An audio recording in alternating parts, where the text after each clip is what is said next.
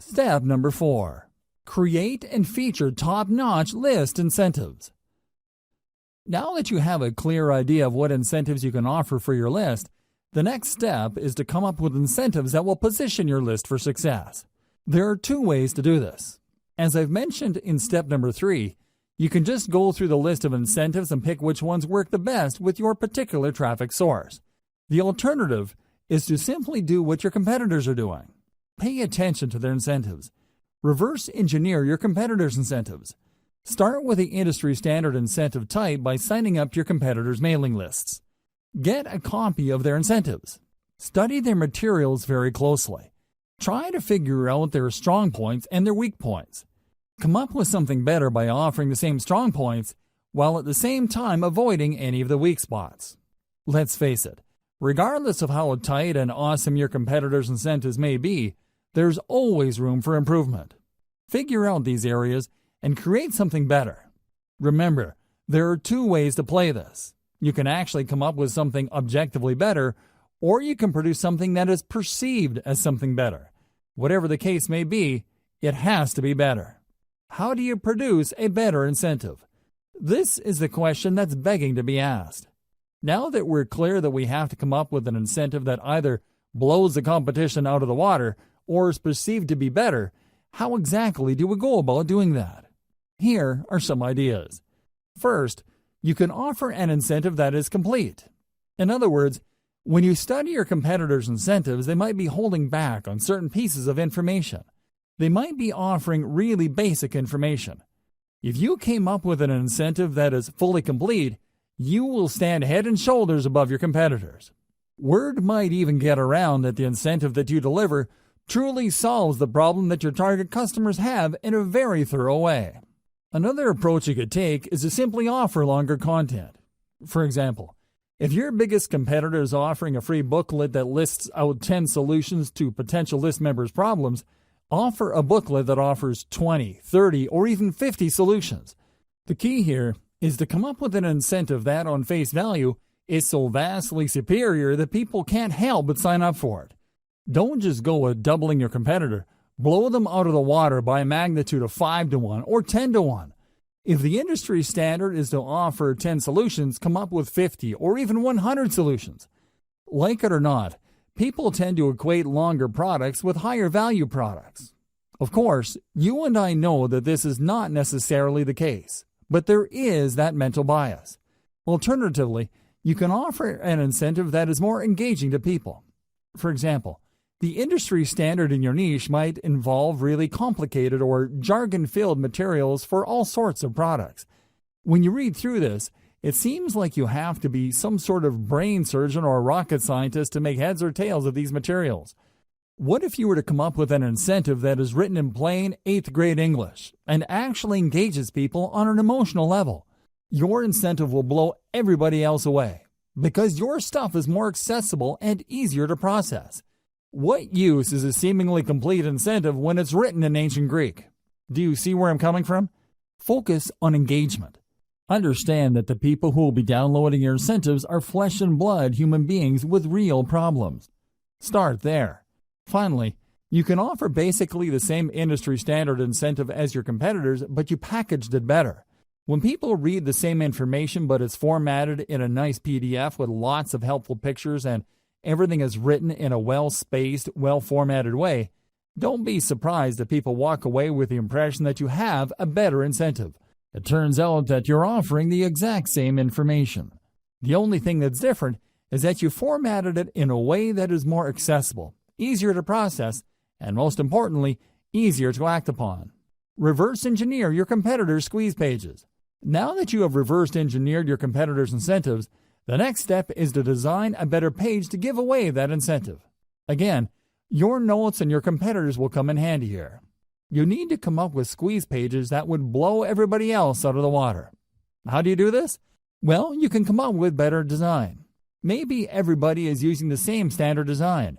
You can start there, but come up with different elements to get visitors to engage with your page better. You should also study how your competitors' squeeze pages focus, present, and position their incentive. Are they missing something? Do they forget to highlight certain things? Maybe they're just assuming that people who will land on the squeeze page would automatically want the incentive. Come up with a squeeze page that shines the spotlight more clearly and more efficiently on your incentive. Finally, you can reverse engineer your competitor squeeze pages in such a way that the value proposition this page brings to the table is clearer. You have to remember that people are always asking, "What's in it for me?" You have to answer that question loud and clear. The value proposition that you bring to the table must be compelling enough for people to want to leave their email address. Make sure to do this. Based on my many years of list marketing, I can tell you that the vast majority of list marketers automatically assume that when people sign up for their list, they would actually welcome the updates. This is why most list marketers fail. You cannot assume this. Like I said earlier, there's a certain percentage of your visitors that are going to be list squatters. If you're not careful, this percentage can keep growing until they form the majority of your list. You have to make sure to emphasize the value of the updates on your list. You have to do this right before they sign up by including such text in the squeeze page. You also have to do this on the confirmation page that they get. You should tell them that they're getting the booklet, template, book, or whatever incentive you're offering, but they're also going to be getting very useful updates. You may want to invest some time highlighting the value these updates will bring to the lives of your list members. If you fail to do this, you run the risk of building a list full of squatters. Worse yet, people might be surprised that you're sending updates and might consider your email spam. You probably don't need me to tell you why that's bad news. Do yourself a big favor and emphasize the value of the updates of your list, because this is the only reason why you're giving out incentives in the first place. By getting all caught up in the incentive you're giving away, you end up sabotaging the success of your list. Make sure to keep your priorities straight. Otherwise, your list marketing business might go belly up sooner or later. Create a two-step list recruitment setup. A lot of list marketers are under the impression that the more people that join their list, the better. I'm telling you, the whole idea of the more the merrier doesn't work in list marketing. In many cases, you'd be making a lot more money having less people on your list than having a bloated list of squatters or uninterested people. You have to make sure that only people who are truly interested in the value of your updates get on and stay on your list. One very powerful way to do this is to create a two-step list recruitment setup. A lot of list marketers set up their lead capture pages in such a way that when you load a page, you only need to enter your email address and your name and click the submit button. That's all you need to do. Automatically, you'll get a confirmation and you are on their list. The confirmation page usually has a download link to their incentive that you signed up for. This is going to be a problem because this can attract curiosity seekers. This can attract people who are not really all that interested, but are just curious as to the incentive that they would get. In other words, you risk attracting all the wrong eyeballs. You have to set up your list in such a way where the prospect has to click a button to get to the form. This added step filters out curiosity seekers. Your form gets in front of the eyeballs of people who are more motivated. They have to read an ad or text that spells out the opportunity and benefit of your list. They then click through to get to the squeeze page form. In other words, you qualify them before you sign them up to your list. Either way, if you do this right, your form should talk about the benefits of the mailing list. This two-step process can go a long way in eliminating curiosity seekers and ensuring that people who sign up for your list are more likely to read your updates. Modern email marketing. Modern email marketing uses a two-step email recruitment process. When people click through to the email form, they're essentially asking to opt in after they have become aware of the incentives. In other words, they already know what's in it for them.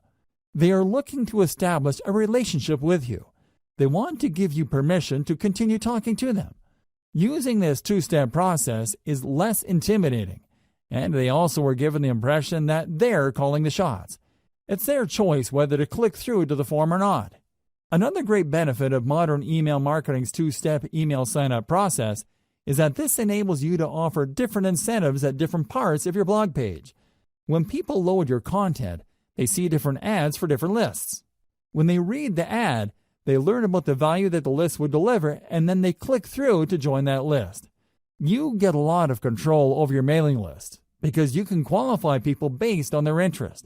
Different people with different needs would sign up to different lists.